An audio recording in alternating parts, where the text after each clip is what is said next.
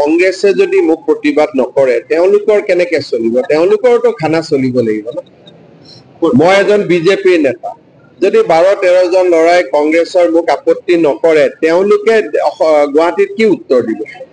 গতিকে যিসকল কংগ্ৰেছৰ লৰাই ইমান গৰমতো আহি কষ্ট কৰিছে তেওঁলোককতো সমবেদনাই জনোৱা ভাল তেওঁলোকক ধন্যবাদহে দিব লাগে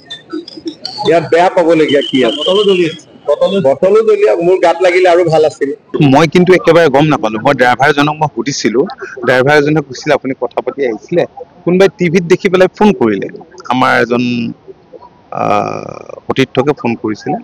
তেতিয়া ড্ৰাইভাৰজনে কৈছে হয় কিন্তু মই নিজে মই দেখা পোৱা নাই কিন্তু কেমেৰাত কিবা ভিজুৱেল আছে বুলি কৈছে কোনোবাই কথাটো ডেফিনেটলি যদি তেনেকুৱা হৈছে এইটোতো ডাঙৰ কথা এইটো মই চাম তেনেকুৱা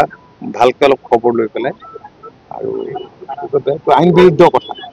শান্তিপূৰ্ণভাৱে প্ৰতিবাদ কৰাৰ একো ক'বলগীয়া নাই গতিকে এনেকুৱা যদি হৈছে এইটোতো ডেফিনেটলি আইনে নিজৰ মূল ল'ব